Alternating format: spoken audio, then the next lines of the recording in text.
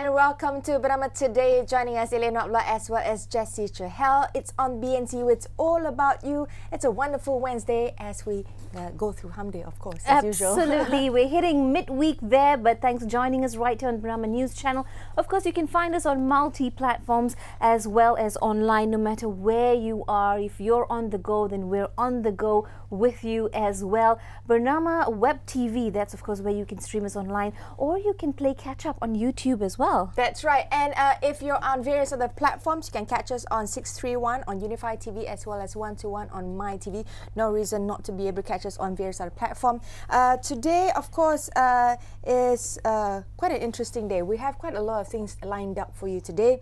There has been some kind of a interesting viral video that's been going on, and everybody's talking about it, everybody's doing it. I just only got caught up to it this morning. What is this Kiki thing? Absolutely. So it's called the Kiki Challenge, and basically, you know, it's got little dance moves with it. Hashtag In My Feelings Challenge. It has gone super viral, Elaine. People are doing it by the minute. Social media has gone a buzz with this challenge. It's a song by Drake, of course, and it's created such a storm online that everyone's doing it across countries, across borders. I mean, this has united people, if anything. So this is what it looks like, basically. So for those of you not in the know like me, this was apparently what you're supposed to do. A driver is supposed to keep filming someone, a passenger, that gets off and the car is still moving while you're dancing.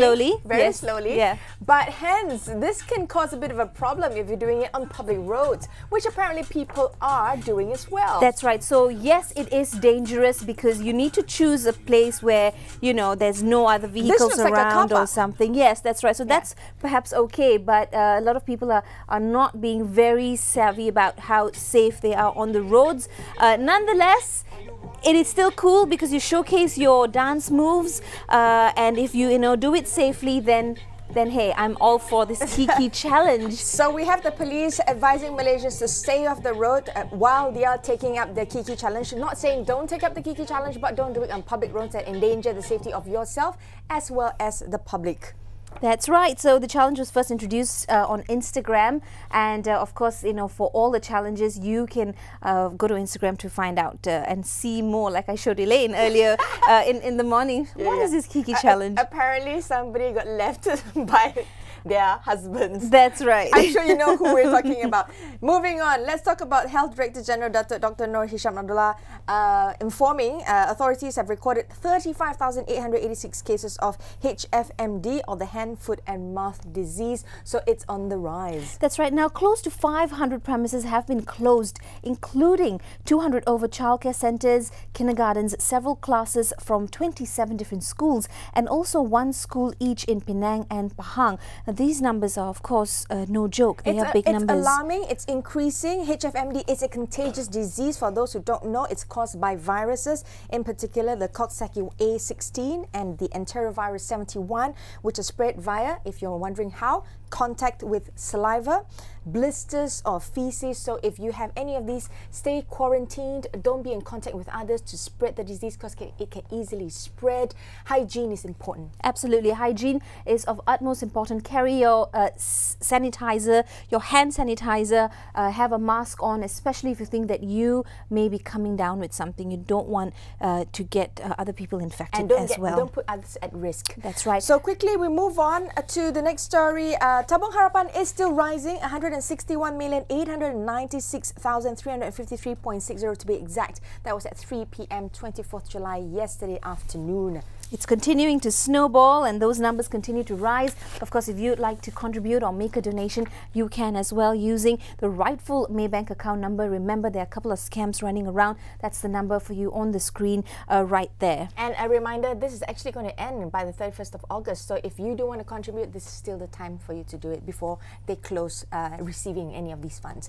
Next, a very interesting story. I saw it in the headlines of several dailies as well. Azmin has come, Datuk Sri Muhammad Azmin Ali Party has come out to say that the NEP must be based on need, not race. This is about meritocracy and not just about, who specifically, this is affirmative action, not towards race alone. I'm glad that we're taking these bold steps as well to change the so-called norm and to move towards something that appears to be a lot more progressive and hopefully productive as well. So the new economic policy, otherwise known as the NEP, will be reviewed by the government, as economic policies should be based on needs and not race, as mentioned by Elaine and further stressed by the Minister as well. The Economic Affairs Minister says that any new policies will meet the demand and aspirations of all Malaysians. That's right. He's saying that it should not just benefit, say for example, Bumi Putras will benefit, but there are those in other races, whether it's Indian or Chinese, who are in the poor sectors that will also need some assistance, and this would be fair to all, as he has mentioned. That's right. We look forward to this new policies being drafted. True to its name, the new policy. That's right, new economic policy. Moving on, all government agencies to set up child nursery at the workplace next year. This is of course an announcement by the Deputy Prime Minister. That's right, and of course this is an idea welcomed by all parents, if no one else. The Women, Family and Community Development Ministry is targeting that all government agencies in the country set up what is known as a child nursery or taska at their representative workplaces beginning January 19th, involving shift workers. So this timeline, rather short I would say, to pull things together, but if it must be done, it will be done. I will say that this is what you call leading by example, and therefore they will push this through in order for all, if the government agencies can do it, everyone can do it. There's no excuse. Absolutely. Yeah? And you might question, why don't we have these sort of ideas in place already? But never mind that. Now we have this sort of a new lease on new ideas and new implementations. Let's rise to the challenge. That's right. So we'll take a short breather right now. When we come back, we have more stories to share with you. Stay tuned. We will be right back.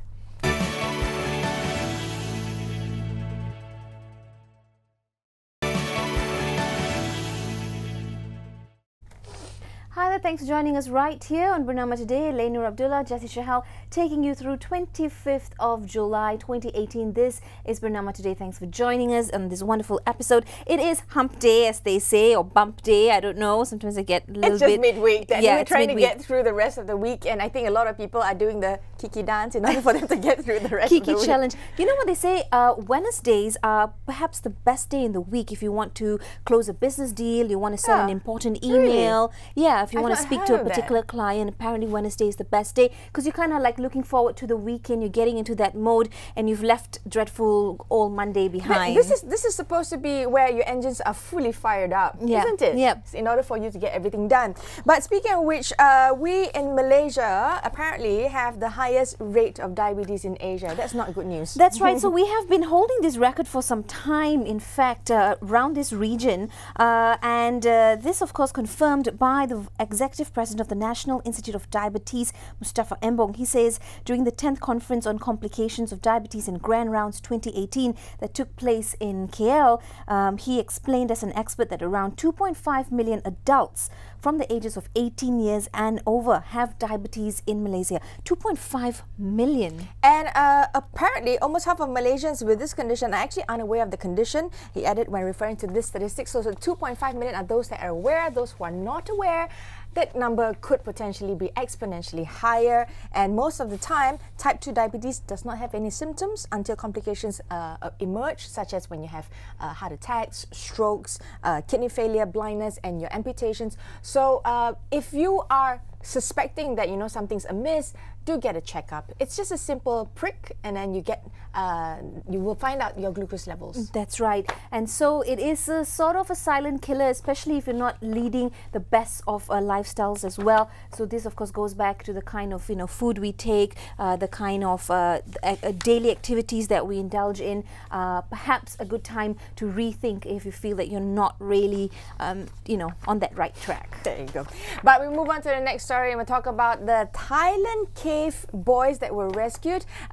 New updates on what's happening with them. Apparently 11 of the boys who were trapped in the Thai cave and their coach attended a Buddhist ceremony on Tuesday as they prepare to be ordained to become Buddhist novices and monks. Amazing. I mean, this is by far the best story of the year, not in any other way, but the fact that, you know, everyone came together to rescue these boys and everyone came out alive. This is them at that ceremony. I think the coach will be ordained as a monk, and these kids aged between 11 to 16, of course, at that ceremony as novices as well. The 12th team member who was trapped in the cave won't take part because he isn't Buddhist, and this, of course, has happened on a temple on a Chiang Rai mountain top, and I think yeah, they're obviously very, you know, thankful and grateful for that as well. That's right. It's one of those stories where everyone came together, and it's something that we can learn and we can use in any situation that we're in.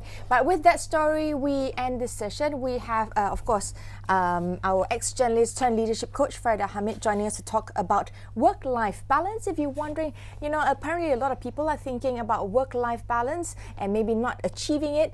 These are some of the tips for us to be able to look forward to it. That's right. Is it elusive or is it real? Can we achieve that work-life balance, right? Don't go anywhere. We'll be right back.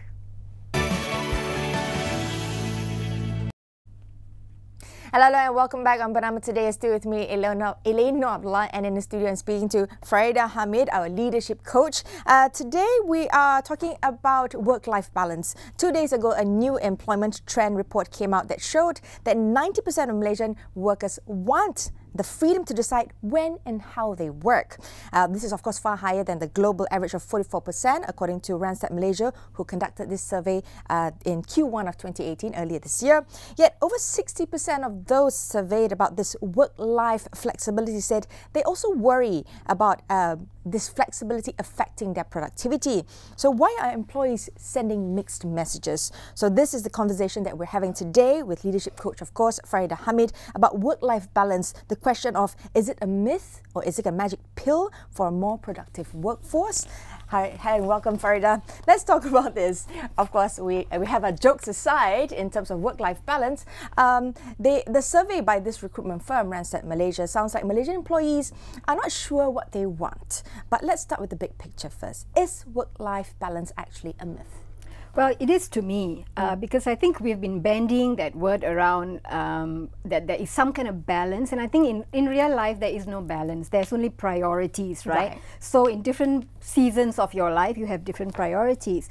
But I think we need to look at maybe changing that word from balance to flexibility. So it's work-life flexibility. And I think we also have to take a step back and look at it in what context are we talking about work-life flexibility? Because there's many variations of it. There's remote working, which means that if you work a 5-day week, maybe 2 days of the week you want to work from home. So that's remote working.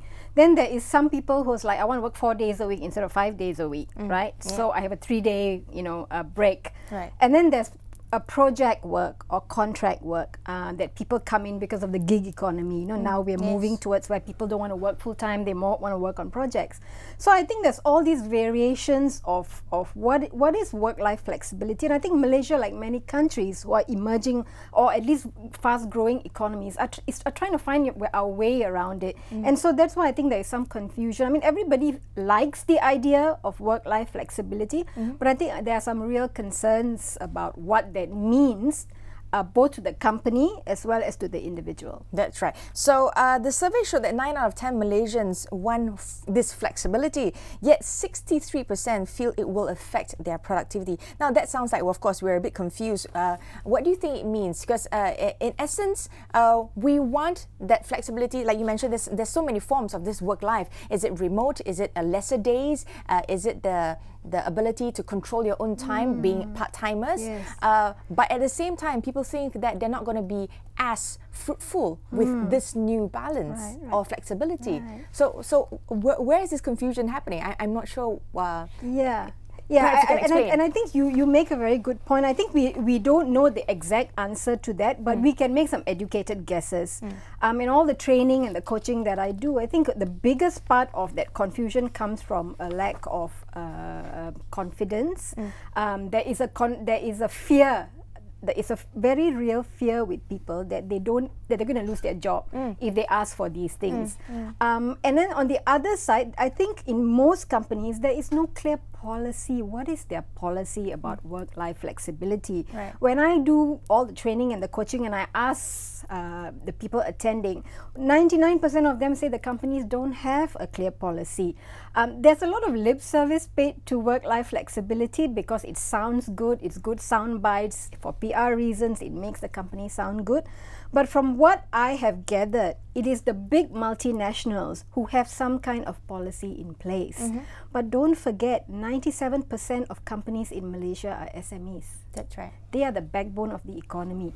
Most of them, I would hazard a guess, don't have any policy that is in place. That's right. So I think that's where the confusion is, because people are afraid, if I go and ask for it, am I going to lose my job? So with this, talking about SMEs, is the work flexibility, that term, a bitter pill for these SME employers to swallow? Because that's the question. Will this flexibility or balance actually result in a productivity loss? It's an excellent question. I think the question for a lot of employers is they think of it as a cost rather than an investment. Because the reality is that's where we are moving towards. I mean, you just think of people's lives in general. We all hear it from our friends who work full-time. It takes 2 hours to get to work. Yes. And then it takes another 2 hours to get back home, Yes. right? People have got families, they've got commitments, they've got other things going on in their lives. It is not sustainable. The current model is not sustainable. This model was developed during the industrial age where you worked 8 hours. Yet all the studies show that people are only productive or effective 4 hours a day. Right. So the other 4 hours is like, on the internet, doing whatever other things, and then a lot of time is wasted in meetings that have no agendas as well. So if you go on LinkedIn or you go on social media, you hear people complain about that all the time. So there is a real, I think there's a disconnect between the leaders having clarity about how is it they're going to manage their team. In the remote working context, I think you have to be very clear because you need to have KPIs so that the person who wants the remote working also knows what it is they have to deliver at the end of the week, at the end of the month. That's not in place now. And with the word KPI, it can sound like a bad word as well these days because, it's not really doing much for the actual productivity of things. It's just, ticking the boxes and making sure that you just do these things, but is it really producing the results and in the big picture? So let's talk about this, in terms of work-life balance, it's also very industry specific. Some can do remote, some can do lesser days. If you're in the manufacturing and all, you can't. So it needs to be customized. So how do we move forward from this? I think you're right. I mean, from the operational aspect, people who are in operations are going to have a bit more trouble having that flexibility, whereas people who are the sort of the strategic thinkers, the people who do creative work, generally have a little bit more flexibility on that. But having said that, the trend that I see also, the people who are asking for this tend to be people in middle management and higher. So it's not really applicable to entry-level staff, people who are, who do very industrial kind of jobs. So that again is the reality. Whether that will come with industrial and operational jobs, I'm not quite sure how that's going to work out. But the trend that we see that's moving very fast ahead is people who do very strategic stuff, senior management kind of people. And you say this, that having the work flexibility is top list for these kind of people, the clients that you coach who have full-time jobs. Yet your clients who are mainly women in C-suite are probably not as forward in terms of asking for this work flexibility. How do you help them achieve that then? So I'll tell you what I hear from them, right? 100% of them want flexibility, right? But when I ask them, why have you not approached your CEO to ask for that? There is again that fear of how am I going to ask for it, because there's no policy in place and no one else in the company has asked for it, right? So I coach them on how to present, to communicate in a way that makes the CEO feel comfortable that the work is going to get done. So right now, they have to actually work out what is the deliverables that they are going to do, because there's no template, there's no blueprint. And so it's the communication aspect, I think, that's holding people back. How do I ask for it so that I don't get shot down? Now, on the flip side, or on the good side, almost all the people who have gone and approached their CEOs to ask for it, the CEOs have said yes, but these are multinationals. Right. I have a quick question, because in logically speaking, if you're going forth with something that you think is going to work and it's an investment versus a cost, as you mentioned earlier, there should be no fear about it, being able to be approved, as opposed to it being saying that, okay, if I ask for this, it would seem like I'm actually asking for more and I'm being less productive. So is that what's holding them back, that it's going to be less productive? No, actually the clients that I coach, because they're quite self-driven, it is not really about them producing the results. But I come back to the issue of there's no policy in place, and that's what holds people back. Like, what is the company policy? I had a client who was working for a multinational, and the foreign the headquarters had a policy in place, but in Malaysia they didn't have a policy in place, because when she did her research, it was very clearly spelled out on the company employee website what was their policy.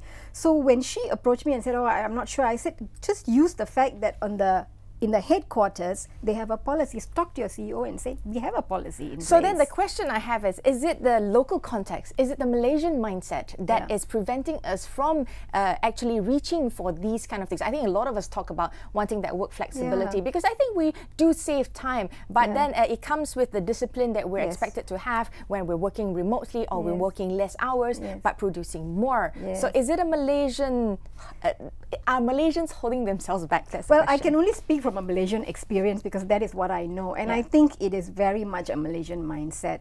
Again, that mindset comes from fear, because if you don't try, you're never going to know. So like with my clients, they tried and they got it. So they were actually very taken aback that their bosses, but of course some of them were foreign bosses as well. Now what I'm told with the local bosses is many of the bosses are baby boomers, so they're in their 50s. They grew up in a generation where you worked hard, you worked long hours. And if you look at a lot of job ads, even to this day, you look at the recruitment ads, working long hours is almost a default in the list of responsibilities. So that mindset has to change. So what is the mindset that needs to change with the Malaysian employer, the baby boomers, to see that this is going to be beneficial? What do they not see? Okay, they're not seeing that because of technology now, people can be just as productive. I do a lot of my coaching on Skype. I keep up with things that need to be delivered on WhatsApp. I email. So this is all being practiced already. But I think with the employers, the concern is that if I let somebody work from home, they're going to fool around. They're not going to do their work. So there's this micromanaging and lack of trust aspect as well. So I think on both sides, I think on the person asking for that flexibility, I think there has to be some history of credibility in your work, which is why I say it's a bit hard for entry-level people. But I think in middle management and senior management, if there's already credibility that you produce your work, you do good work, it shouldn't be a big issue. And I think ultimately, I think with all change, you have to take personal responsibility, and if it means your company doesn't have that policy in place, I'm sorry, like, you may have to be the first person that goes and asks for it. At least get the bosses thinking or talking about it. You got to chart that that territory, uncharted territories, and you need to fight for something that is not there yet. But be brave. Be brave, and you may be surprised with what you get in return. So, like I told the stories, 99% of the women I coach have got it. It's not that the bosses don't want to give it, but sometimes they've not even thought about it because no one has approached them about it. But I do believe that the key is to be responsible for what you're asking for and being able to deliver what you have requested. Yes, and deliver what you promised, because that means once you are the first to do it, set the standard. Set the standard so that others behind you can also then feel a bit more not so scared to go out and ask for the same thing. Thank you so much, Farida, for that, and we hope that you will find your work-life balance. That's all the time we have for this session. We have more stories to share with you. Stay tuned. We'll be right back. Thank you. It's been a pleasure.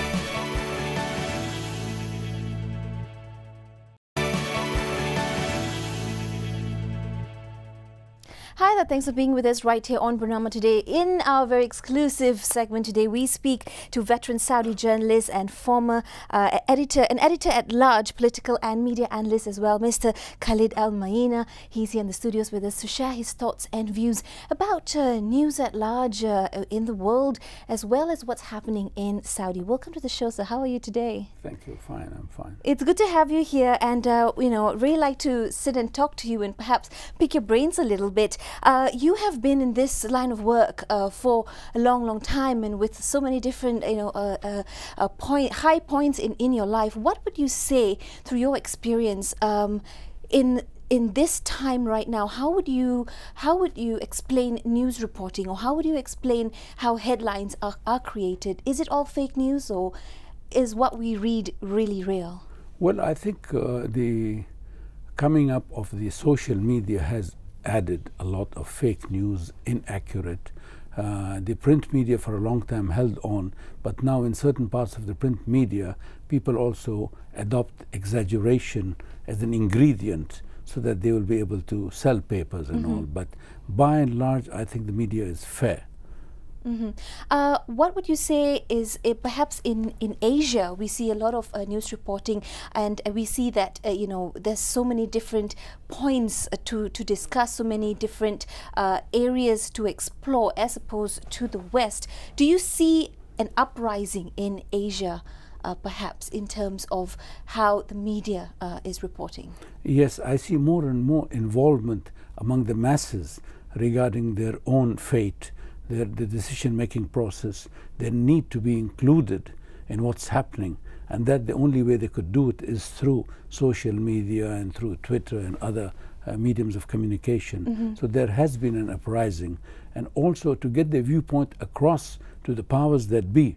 Many of these people do come up on the social media stage so that the governments will take notice of them. What do you think is holding us back perhaps, or what do you think needs to change for us to really push into fifth gear? I think two things. One is information and data. It's very important to have this. The other thing is to get the right type of information to be, you know, we shouldn't exaggerate. Sometimes there are things that are very trivial, and yet they become enlarged and maximized to the highest extent, and it need not be done while you have certain issues. For me, the major problem in Asia is the environment. Across Asia, the Arab countries, the Gulf, subcontinent, Southeast Asia and Asia, where we have to take care of the environment. The rainforests are receding in some countries. In other countries there's a wastage of water. In other countries there's lack of water. So I think people should focus on these issues: education, the environment, the progress, the intellectual advancement. To me, for Asia, that is important. Having, you know, you go back and forth, you're basically on the road for a large sum of time as well. What are the differences or perhaps improvements you see right here in Malaysia? In Malaysia, I noticed over the years that I've been coming in, the advancement. I've noticed that there's more order. I see even while Malaysians may bicker about the traffic and all, I find they still, it is much more orderly as compared to some other Asian countries. Cleanliness is important to me and to others, and I still see that you have maintained a certain amount of decorum on the streets and all. The airports have improved, and Malaysia is, if you go to any other modern country in Europe and all, when you land at the airport, you don't find the difference. It is the same type and the same level of services that are offered abroad are offered here. Let's look at Saudi perhaps. What are your thoughts and views there? Of course, a lot of things happening right now with the Saudi Vision 2030. Previously you had the Arab Spring as well. What is the pulse in Saudi like? Well, I think the pulse of Saudi Arabia is that we are on the go. We are on a high roll. People are optimistic. The Saudi 2030 vision, and I read it very carefully, both in Arabic and in English, was a very well crafted vision. It pinpoints areas that need to be addressed. It also focuses on areas that need to be covered, and very quickly. Because for years, and this is very important, the Saudis were lulled into thinking that oil is the only source of income. Now, with so many changes happening around the world and in technology, I'm fearful, as many are, that this will be a side commodity like rubber here, or the jute when in Pakistan and East Pakistan. The dependence on one source for revenue is, to me, a very dangerous thing.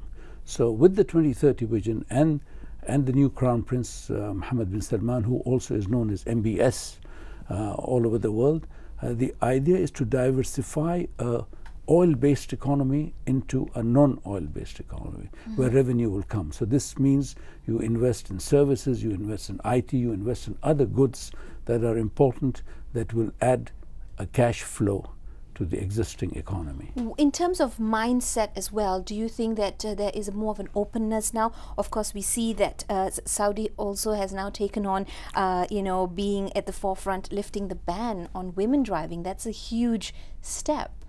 Well, somebody asked me the other day whether the Crown Prince was pragmatic, was liberal or conservative. And I said he's pragmatic. He knows that a society that does not include the women population is a society that is doomed to failure. So while the driving got a lot of attention around the globe and people spoke about it, the economic effect of the driving was very important. It's not just cosmetics. A woman gets in a car, whether it's a small car or a big car. It's the idea of a woman goes to work, she's in charge of herself, she's in charge of her own fate, she does things, and this helps. So more women go to work. More than 50% of graduates in Saudi Arabia are women. You cannot deprive them of work. And I think the Crown Prince has, to me, one of the many things that has been done by him. I think this is one of the crowning feats. Definitely. But again, it shouldn't be viewed as women driving. It should be viewed as part of a changing economy. And in that sense, does he have a tall order to meet? Because a lot of things need to change or evolve as well. Having said that, the West obviously always has sort of a negative impression of Saudi in general. Why do you think that is? Well, I don't envy him his job. It's a tough job. He's a tough man. He has said that he would like to give a shock therapy, in which he has done.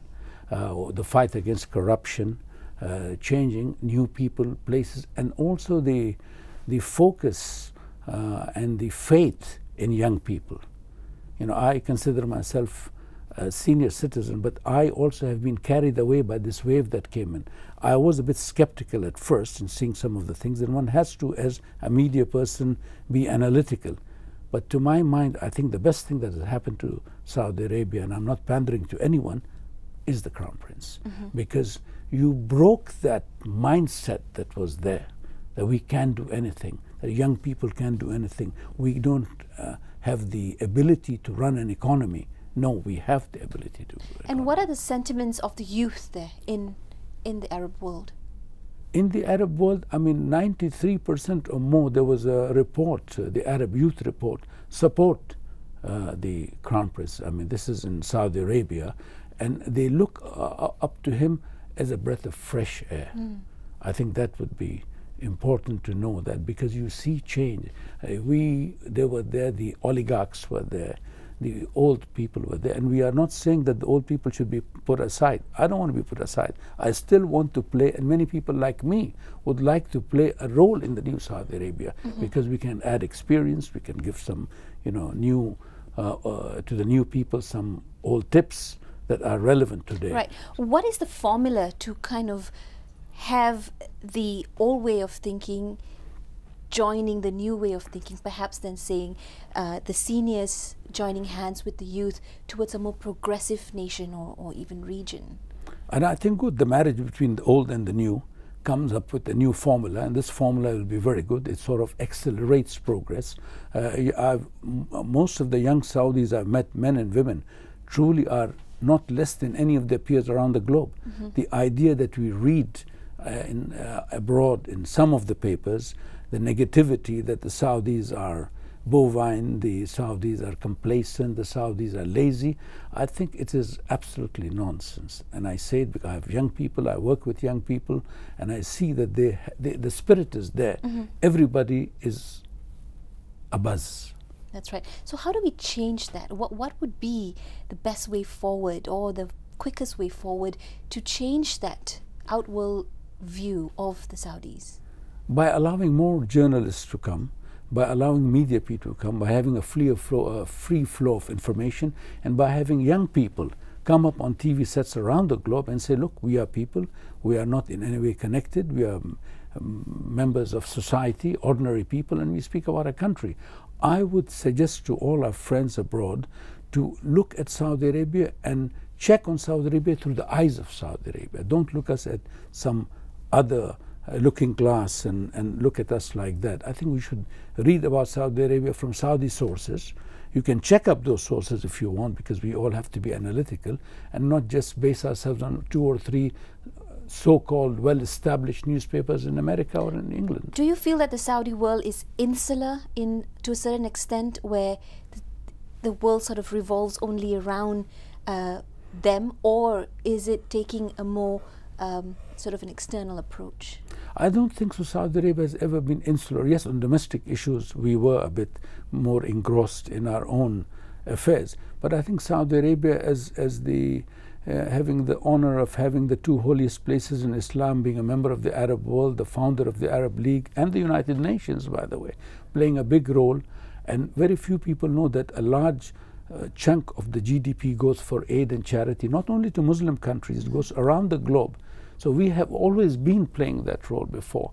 Unfortunately, we were not able to sort of rightfully sort of express it in a way that caught the attention of others. It may have done so, but at the same time there has been a deliberate omission of Saudi achievements. But I think right now we are playing, because you are right, in between Asia, Africa and Europe. And almost like the focal point in many Yes, aspects. yes. We take a quick commercial break. Do stay tuned with us right here on BERNAMA Day. We'll be right back.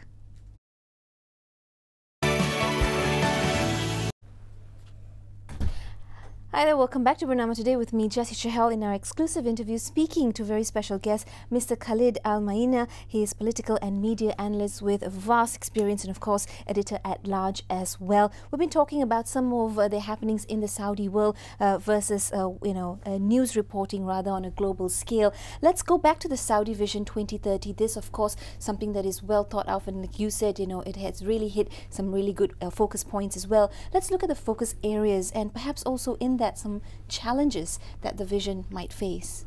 I think one of the main challenges is to have the bureaucracy be on the same plane as the vision is. I think when the Crown Prince announced this, it took a lot of people by surprise, as it did me. We thought of the previous 5-year plans, but now there are KPIs, there are performance indicators, and there's accountability. And you have somebody who is a workaholic, who works 18 hours, 19 hours a day, and you have people working, and the accountability system is where people get fired for non-performance or negligence. This has never happened before. So now everybody has got one step ahead and also on tiptoes. Yeah.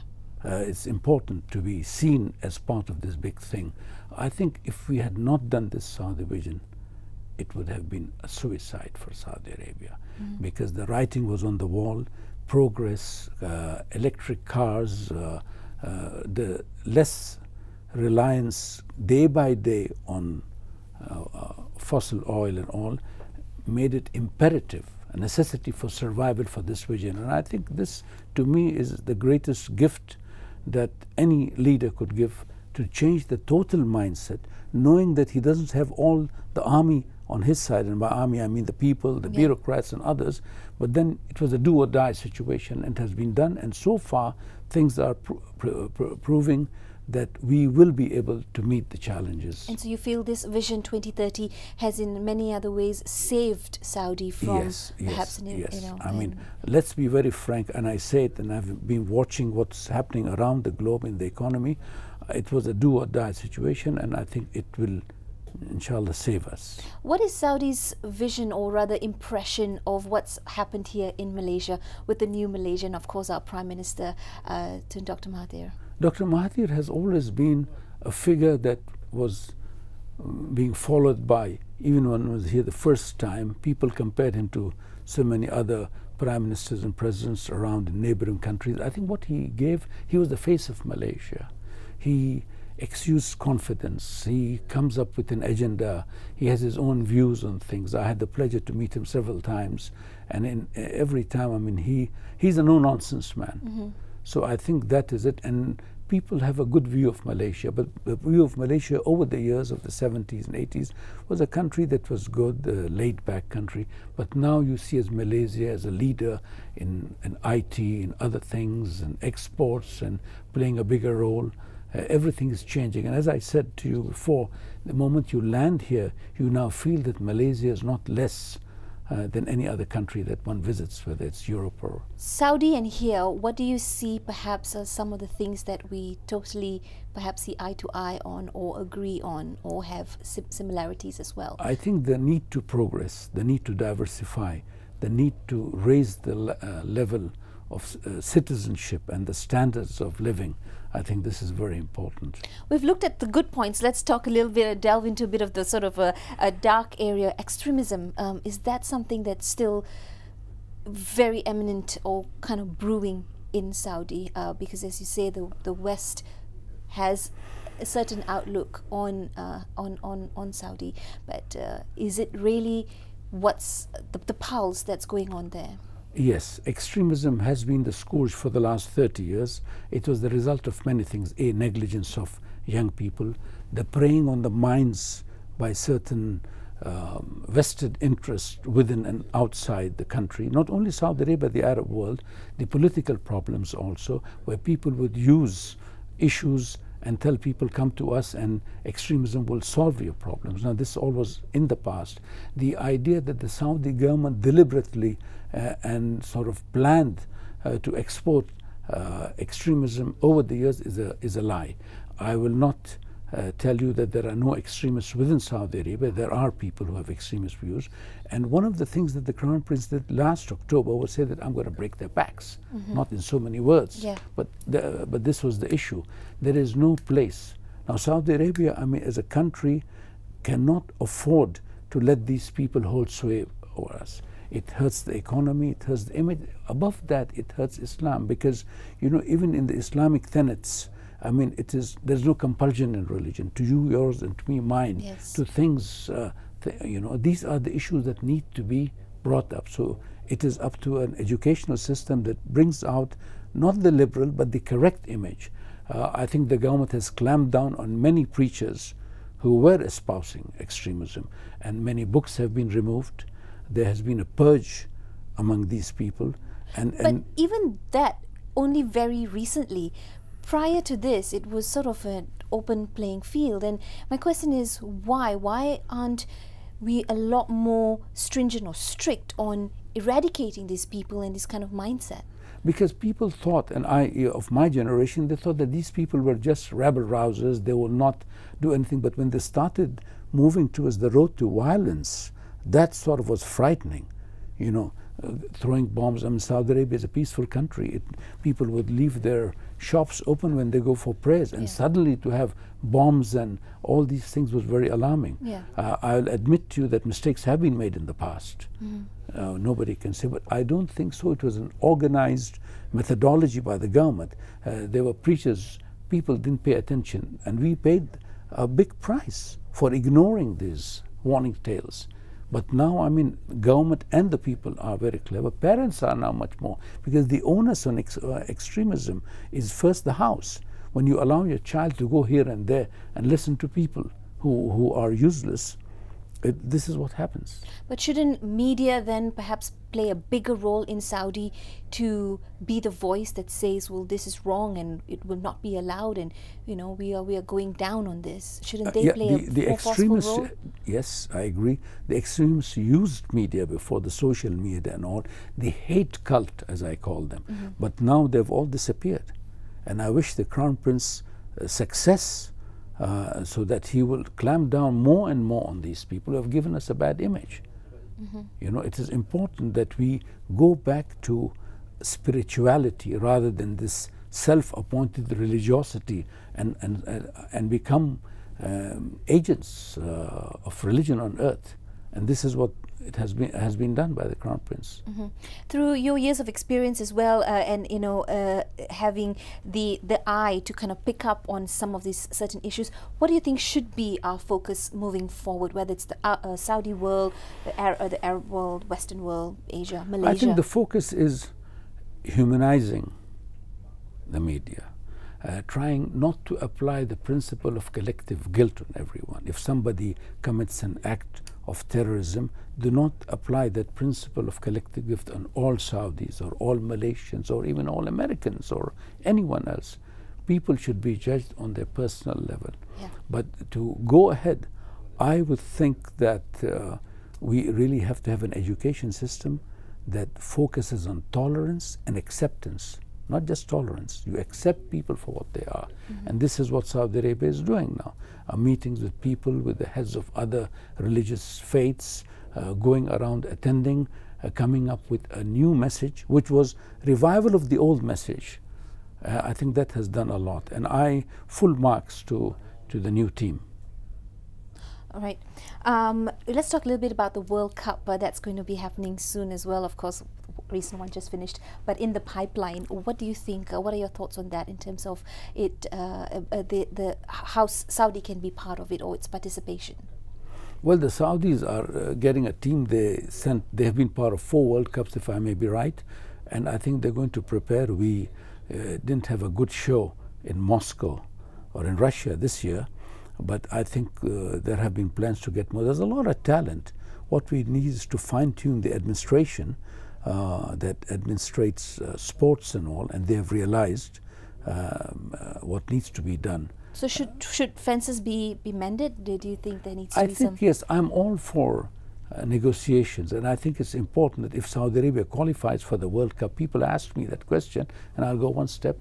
I think they will go because they're part of that. I truly believe that an Arab world or a GCC world that is united in many ways and where there are open discussions and negotiations will be a great asset. And the Saudis have, and I'm not saying this to you as a Saudi, have done a lot to see to it that fences should be mended, but there are always 2 sides to a negotiating table. So we need to have the other side also come on the same level of thought, not necessarily agree, but then we have to contrive solutions to get around, because we are bordered by 5 or 6 countries, and it's important for us to have good relations with all these countries. It's in our interest. Of course, they say, Rome was not built in a day, and these changes as well to come and to move towards a more progressive nation, also not going to happen overnight. But what would be the ideal, in your point of view? What would be, achievable in the very near future versus in the long term? I think number one that is going to be achievable is the involvement and participation of the young people. They're already coming in. That's very important. Achievable is have to have the right percentage of women in the workforce. Right. That's achievable. Third thing, self-sustained economy. It's slowly coming over because now you have businesses, you have even the other areas that are non-oil are going up fast. Yes. Very important. You have many airlines. Previously there used to be 1 airline, up there 5. So giving the private sector more teeth and stronger teeth is going to go a long way in helping us. These are the short terms. The trying to find out solutions for water scarcity, trying to find solutions for agro-business. I think these are all happening.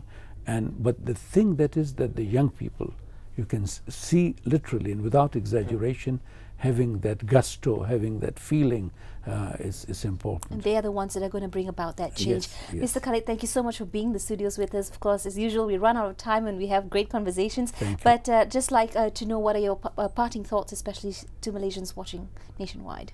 Well, I think the Malaysians should rest assured that what's happening in Saudi Arabia is not only good for Saudi Arabia and the region, but for all over the world, because a strong, peaceful, stable and secure Saudi Arabia is a bulwark against any negative activity anywhere around the world. And to Malaysians, we say that we are friends, we admire you, we do hope that you also have a good growth rate and your people will also have a good living as others around the globe. Fantastic. Thank you so much once again for being here, and we hope to have you back for more wonderful discussions. Thank you. All right, that's all the time we have on BERNAMA today. In this episode, do keep it locked on to BERNAMA News Channel for more updates coming your way. We'll see you next time. Take care. Bye-bye.